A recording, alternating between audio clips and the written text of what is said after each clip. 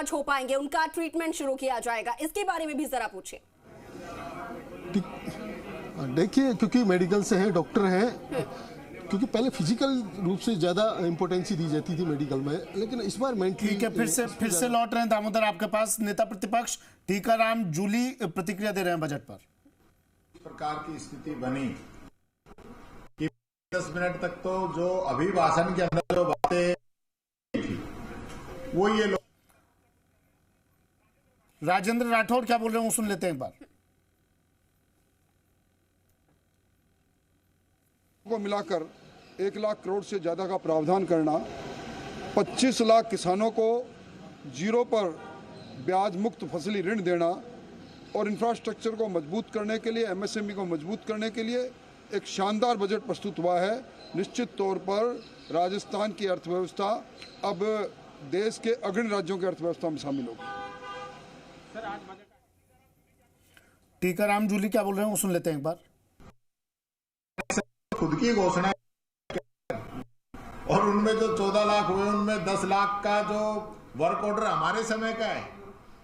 तो आप सिर्फ और सिर्फ यहाँ गुमराह करने का काम इन्होंने किया और ये बजट जो है बहुत ही संकीर्ण, संवेदनहीन व सतही बजट है, ये मैं कहना चाहूंगा। इन्होंने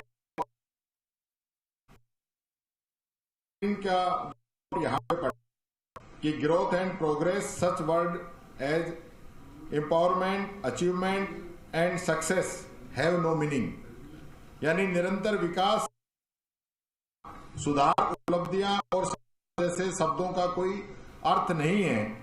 तो ये हकीकत में इन्हीं के लिए लागू होता है, ये इन्हीं के लिए लागू हो रहा है, क्योंकि जो काम, जो स्कीमें हमारी कांग्रेस सरकार की थी वो आज कहीं नजर नहीं आ रही। इन्होंने धीरे धीरे उन स्कीमों को बंद करने का काम किया, उनका नाम बदलने का काम किया। ये बात सिर्फ शब्दों से काम करके भी दिखाना होता है। इन्होंने पुराने मुख्यमंत्री जी पे जादू का पिटारा की भी बात कही। अब ये जो नया पिटारा लेके आए हैं 20,000 आंगनवाड़ियों की, तो इसमें कौन सा जादू का पिटारा निकलेगा, ये बात मैं पूछना चाहता हूं। पिछली बार की जो बजट घोषणा इन्होंने की है अब तक 2718, उनमें लगभग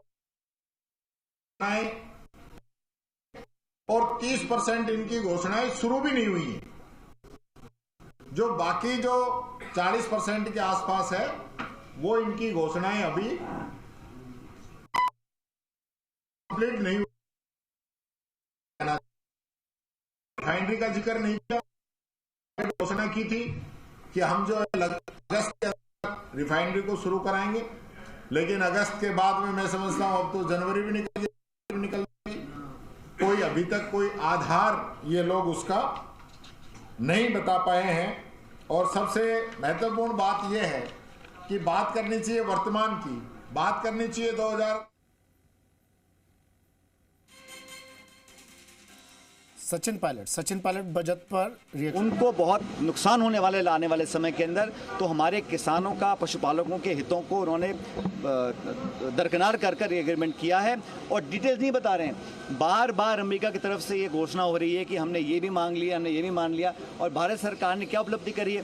पहले हमारा टैरिफ 3, 4, 5% था, उसको 50 कर दिया, अब घटा के 18 कर दिया। और अमेरिका का टैरिफ हमने जीरो कर लिया है। जो टैरिफ और नॉन टैरिफ बैरियर से जीरो करने की बात अमेरिका ने कही है। तो जब सस्ता इंपोर्ट आएगा तो यहाँ के जो मैन्युफैक्चरर्स हैं, यहाँ के किसान भारतवर्ष के हैं, उनका क्या होगा? खासकर सोयाबीन के और कॉर्न के जो हमारे किसान हैं उनको बहुत नुकसान होने वाला है। ये ट्रेड डील जो है दबाव में की गई है और राहुल गांधी जी जो बोलते हैं, मैं समझता हूँ वो हमारे देश के हितों की बात को रखते हैं। उनको सदन में बोलने नहीं दिया गया था, वो बहुत दुर्भाग्यपूर्ण इंसिडेंट था। अरे हम किसी से भी खरीदें, ये हमारी विदेश नीति है।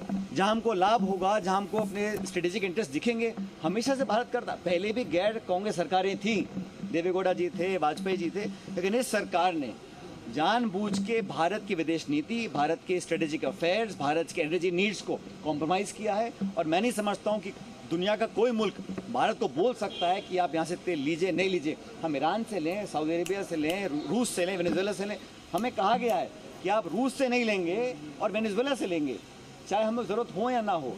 और ये जो इस तरह की विदेश नीति से कॉम्प्रोमाइज़ किया गया है, ये मैं समझता हूँ उसके बहुत दूरगामी प्रभाव पड़ने वाले हैं।